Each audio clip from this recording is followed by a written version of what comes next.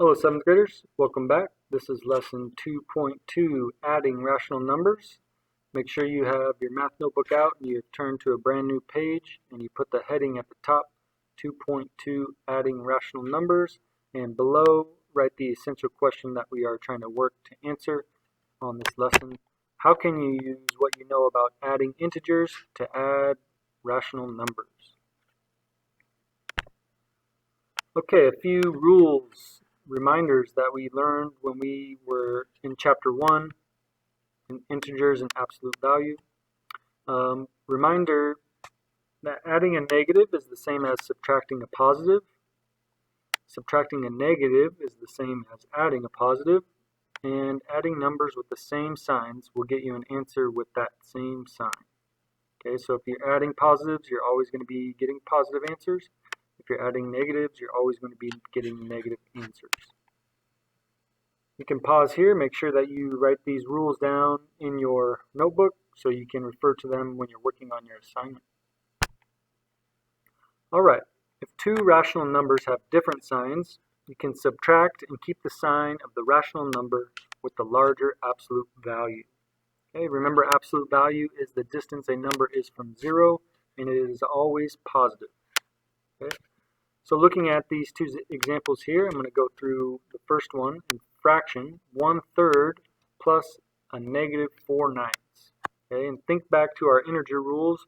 When we're adding a negative, we can also subtract a positive of that same number.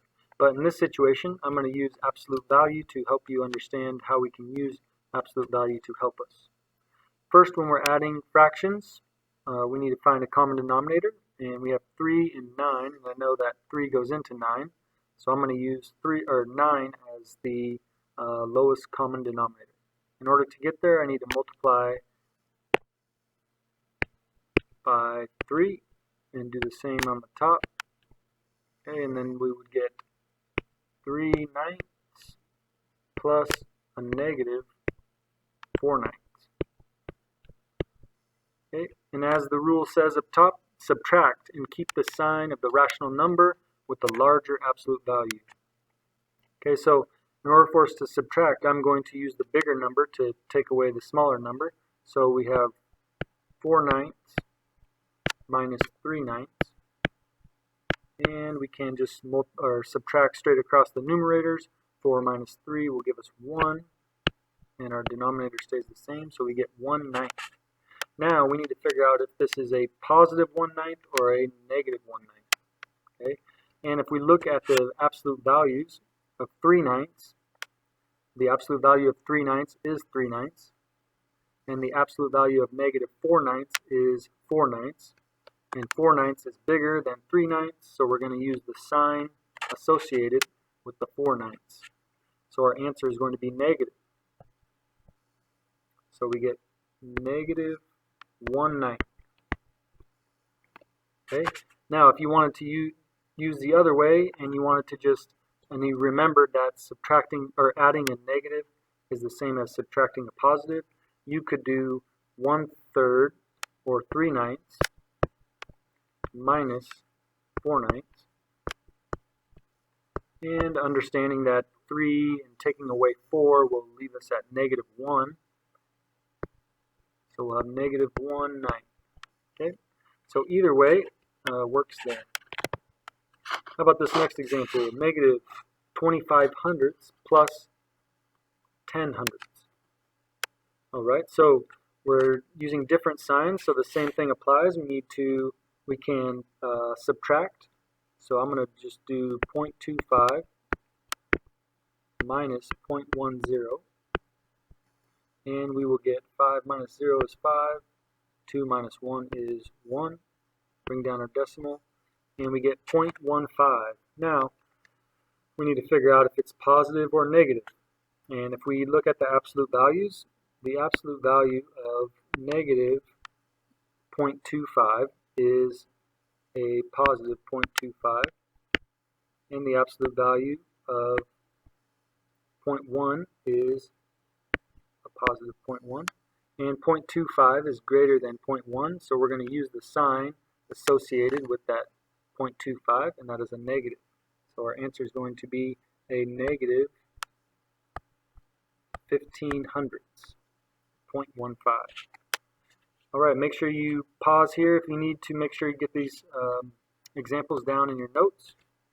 And we're going to look at a few more examples. All right, we're going to find negative 8/3 plus 5/6. Okay, so again, our first step that we need to do is find a common denominator. And I know that 3 goes into 6, so I'm going to use 6 as the common denominator. In order to make them the same, I need to multiply by 2 and do it to the top. Okay, so now we get 16 over 6 plus 5/6. This is a negative. So negative 16/6 plus 5/6. Okay, now just like the last slide showed us, we can just subtract and then take the sign of the fraction with the larger absolute value. So 16 over 6 minus 5/6 will give us 11/6.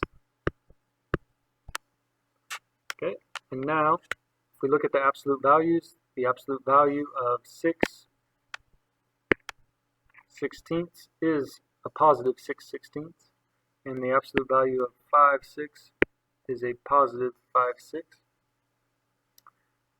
But before I made a mistake here, I have to remember to include this negative sign in here, an absolute value, but the absolute value is still a positive.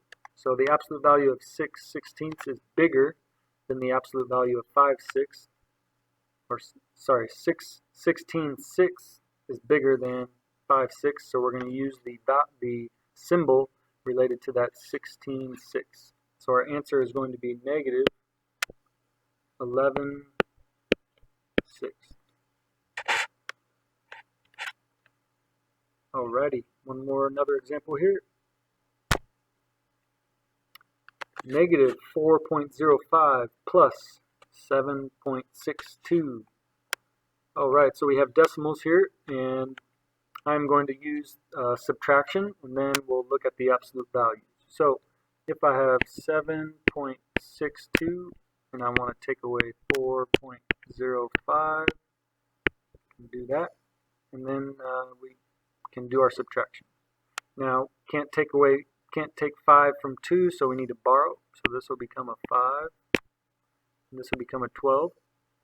12 minus 5 is 7, and 5 minus 0 is 5. Bring down our decimal, and 7 minus 4 is 3. Alright, now, is it going to be a positive or negative 3.57? So if we look at the absolute values, this one is 4.05, and this one is 7.62. So this one is the bigger absolute value. So our answer is going to be positive. Okay, so we get a positive 3 and 57 hundredths as our answer. All right, let's look at one more, and we need to evaluate an expression. So the question says, or the problem says, evaluate 2x plus y when x equals 1/4 and y equals negative 3/2, or 3 over 2.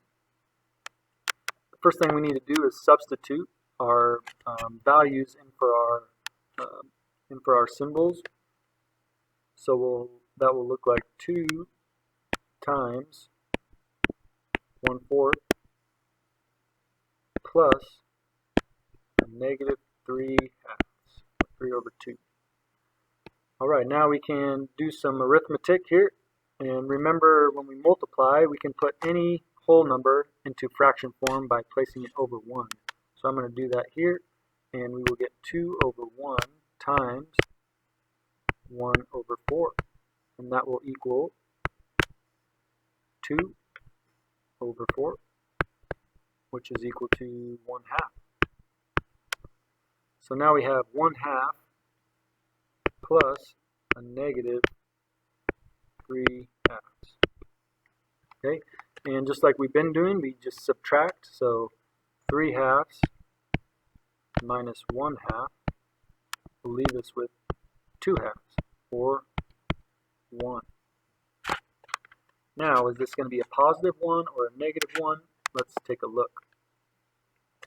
So we have 1 half and we have negative 3 halves. So if we look at their absolute values, the absolute value of 1 half is 1 half.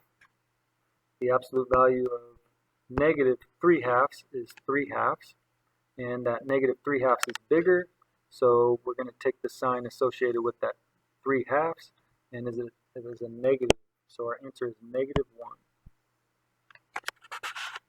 Okay, hope you get these down in your notes, and good luck on your assignment.